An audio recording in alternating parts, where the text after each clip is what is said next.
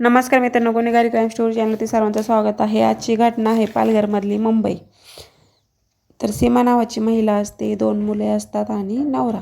असं चौघांचं कुटुंब असतं, चांगलं असतं। नवरा पण जॉबला असतो, पण सीमा ही हाऊसवाईफ असते। तिला वाटतं आपण घरी बसले बसले काहीतरी 2 पैसे कमवावं। तर तिचं इंस्टाग्राम चालू असतं, फेसबुक चालू असतं।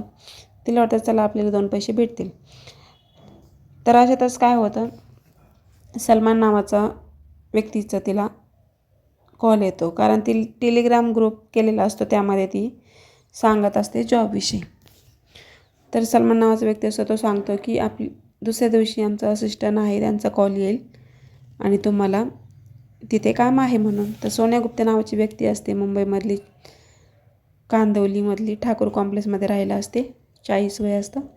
तिचं नवरा असतो सोनू गुप्ता। तर ही सोनिया तिला कॉल करते आणि सांगते आमच्या इथे थोडंसं रील्स आणि व्हिडिओ काढायचे आणि तुला पैसे भेटतील, तर ते दुसऱ्या दिवशी येऊन जा इथे। तर ती जाते, थोडेसे रील्स वगैरे काढून होतात, तर 8 दिवस ती जात असते। तर तिला खाण्यामध्ये काहीतरी मिक्स करून देतात, जेणेकरून तिला चक्कर येते। चक्कर ती त्यांना सांगते की मला चक्कर काय येते म्हणून। तर ते बोलतात की तुला कामाच्या व्यापामुळे होत असेल असं। तर ती इग्नोर करते। त्यानंतर तिला वाटतं आता 2 पैसे आपल्याला भेटणार म्हणून तिला आनंद असतो। त्यानंतर मग सोन्या गुप्ता म्हणते की आपल्याला गोव्याला जायचं आहे, तिथे आपलं शूटिंग आहे, खूप सारे लेडीज येणार आहे। तर तिथे गोव्याला त्यांना घेऊन जातात 21 ऑगस्टला, 21 ऑगस्ट 2025ला।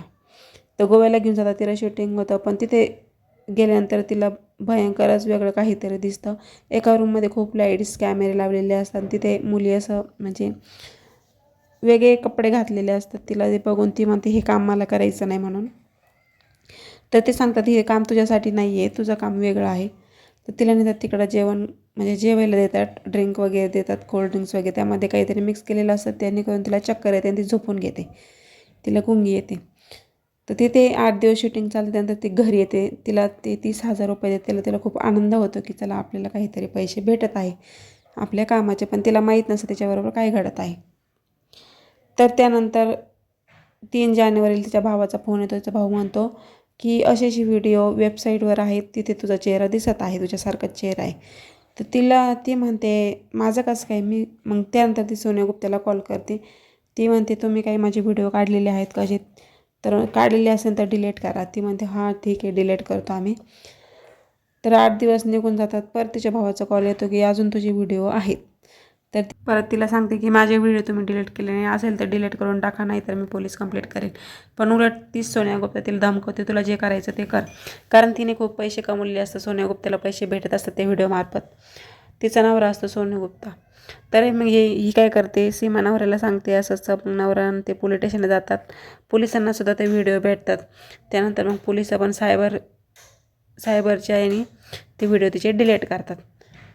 तर त्यानंतर काय होतं, तर असं डिलीट करतात, पण अशा बदनामी होऊ शकतात। सोशल मीडियाची दुनिया ही चांगली नाही आहे, त्याच्यामुळे तुम्हाला जे बी करायचं चांगला विचार करून आपल्या घरच्यांना सांगूनच कामं करा, कारण असे फेक सोन्या गुप्तासारखे लेडीज तुम्हाला भेटू शकतात।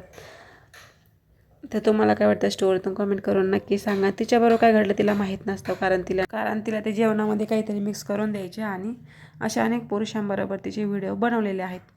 आता ते डिलीट झालेले आहे, त्यांना अटक पण झालेली आहे। पण तुम्ही सावध व्हा, आपल्याला कोणाला बदनाम करण्याचा हेतू नाही येतो, फक्त एवढंच आहे तुमच्याबरोबर अशा घटना घडू नये। भेटूया नेक्स्ट व्हिडिओमध्ये।